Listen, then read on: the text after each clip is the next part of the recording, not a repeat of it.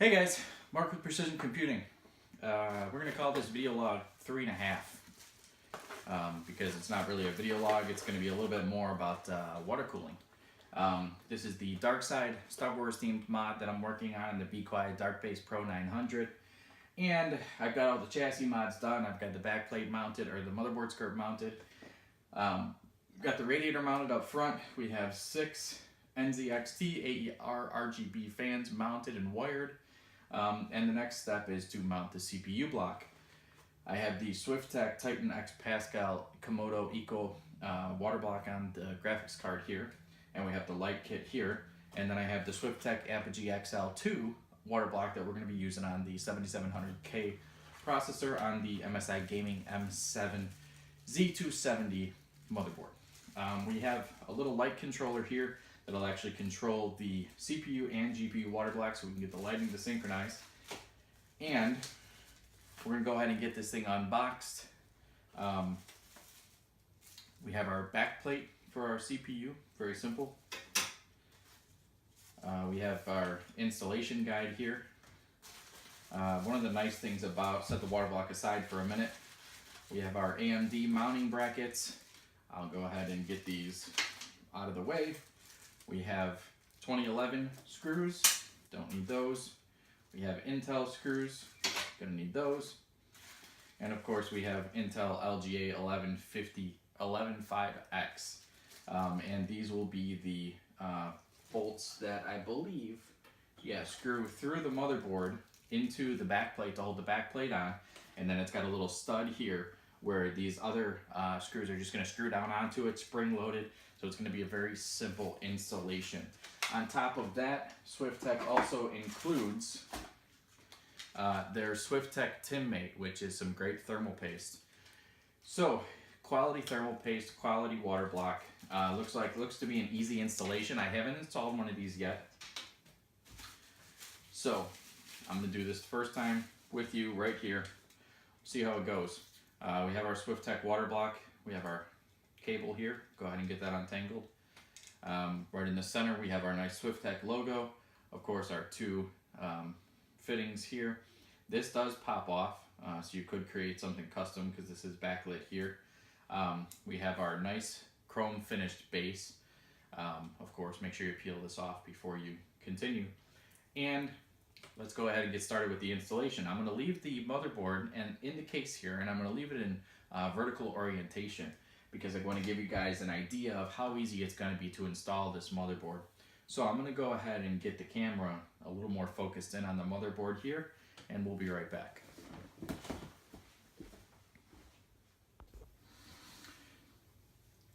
So I've got as close in here as I can to the motherboard socket. We have our Z7700K, or our 7700K, not Z, sorry. Processor already mounted. I already used some alcohol and a coffee filter to wipe off the paste that was on it, because there was a Kraken X52 mounted. So we have our installation guide here. Quick installation guide. It's pretty straightforward.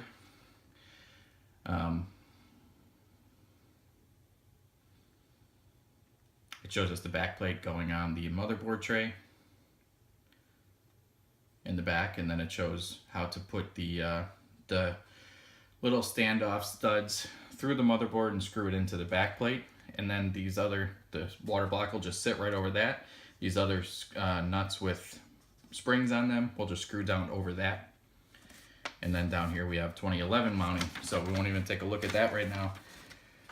On the back, it shows us AMD mounting, which again, it's a very simple mounting. And then we have our little controller here. Kind of shows us what plug, it's color coded, which plug would go into where, and then what comes off of there. Push this button for changing our LED color accordingly on the GPU and CPU. So we'll go ahead and first just take a look at this, and we'll get our backplate mounted in and the studs screwed into that. Now, this is just your standard style backplate. Pretty straightforward. Again, it's marked for 11 5X. So it's going to be compatible and universal with all of these motherboards. And it kind of pushes into place. If you've installed a Swiftech water block before, it's pretty much universal, but you start from one corner and go down to all four corners, and it will kind of hold itself in place. And then when we have that in place, we'll go ahead and grab the proper screws, studs. We'll get those out. And what we're gonna do is this side, which it already has a little plastic washer on here, which is nice, is gonna go against the motherboard. So I will just put some pressure against the back plate here, make sure that it's still lined up with the motherboard itself. And I hate these boards that have these really big, kind of clunky around the socket, because it makes it hard if you have, you know, a little bit larger hands to get in there and tighten that down. But when we get this on and we get all these tightened up, it will go ahead and hold that back plate into the motherboard. It'll hold our standoffs right in place. And then it's very simple from that point to get the motherboard mount or the CPU block mounted in. Being that I'm doing this left-handed, I'm gonna go ahead and put these last couple of screws in, and then we'll get right back to put the CPU block on and go ahead and tighten down the rest of it. All right, so now that we've got all our studs in place there, if it's a little tight to reach in here, what you can do is actually take this baggie of screws, and it says Intel All, because you're going to use it whether mounting on the 1150, 51, 55 socket, or whether you're using it to mount on the Intel 2011 socket. It's going to be the same top screws for any Intel installation. And what you can do is, without the water block, just go ahead and pull one of these screws on, and then you can use a screwdriver here. You can hold the back plate in place, use a screwdriver and just turn that down, and that'll turn in that stud if it's a little tight to get into areas in your motherboard. So there's a little tip for mounting of the Swiftech Apogee XL2 water block. So I'm gonna go ahead and install some thermal paste and then get the block setting on there, and then get the other screws started, and we'll be right back.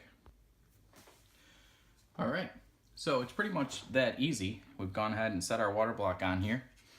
We have our thermal paste underneath. It sits really nice and snug there. And then all we do is start our nuts that have the springs on them. And we'll go ahead and put one in each corner.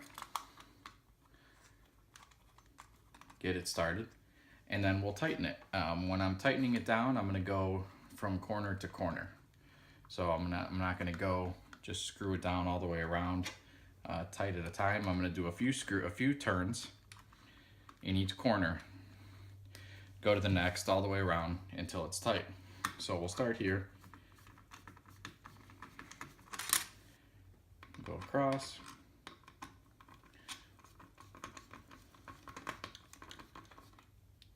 go up to the top, go down here, not slip off and break anything. Again, I'm doing this with my left hand and I'm right-handed.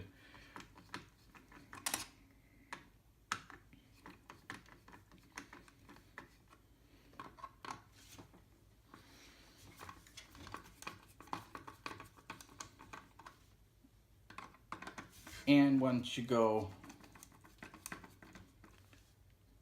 to all your corners, once you do that a couple of times, you pretty much have it all the way tightened in. Now you get snug, that's it. I'm not gonna crank on this. There's no need to. That's why the spring is there. The spring snugs it up for you. Make sure that they're all snugged down, and you're done.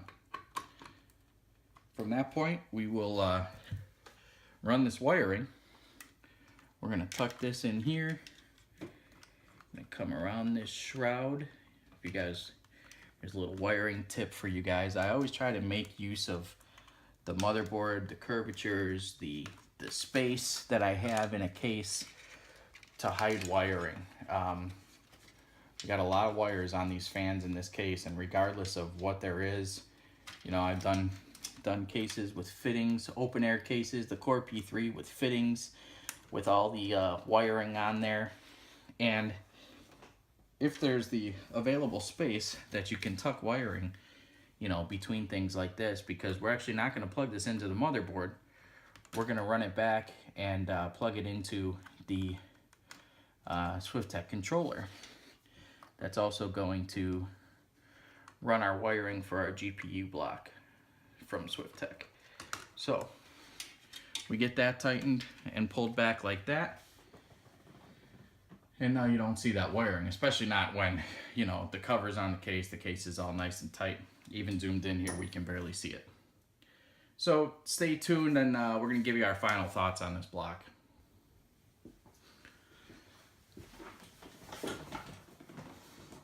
So what did I think of the Swiftech Apogee XL2 water block? The installation was very straightforward. The instructions, super simple. You know, just 3 little steps, super simple to install. You saw how easy it was. Put the back plate on, screw the studs on, put the block on, screw the top screws on. It could not be any easier. Swiftech also uses this water block in their all-in-ones coolers that are expandable. They're X2, the 320 X2 cooler line. So they always are quality products. I've used Swiftech products for a very long time. I know to expect great performance from them, and just like the ease of installation, this was just a great water block. It looks, it looks good. Get a couple of fittings on there, get that Swiftech logo lit up to whatever color you want it to be. Control that with your other Swiftech water block. Just makes everything nice and simple. Get all the wiring for those two behind the motherboard tray there, so you're not going to see any extra wiring. I mean, that maybe took me 10 minutes to install with shooting the video, so it doesn't get much easier than that. The packaging is nice, of course. I don't think that anything needs to have super fancy packaging. To me, that's a waste. I'd rather that it goes into the performance of that water block so that I'm getting the best bang for my buck, not a fancy box that's either going to sit on my shelf or get thrown away. So I give Swiftech props for that too. They did all they need to do. They show you that it's quality by putting the name right there on it. That was the Swiftech Apogee XL2 water block installation for the Star Wars Dark Side mod. We'll be seeing more of this block once I get everything lit up. We'll take a better look at it, and I will get some temperatures so you guys can see how well it's going to perform in a scenario. 1360 radiator cooling the Titan X Pascal 7700K with 2 Swiftech water blocks to handle that. Stay tuned for the next video. If you guys liked it, click right down here. Give us a like. Give us a thumbs down if you didn't like it. Subscribe for future videos. All the rest of our social links are down there. We post a lot of updates to Instagram and Facebook daily. Make sure to stay tuned for that. Stay tuned for what will be video log number 4. This has been video log number 3.5. And the Swiftech Apogee XL2 water block installation. Thanks for watching, guys.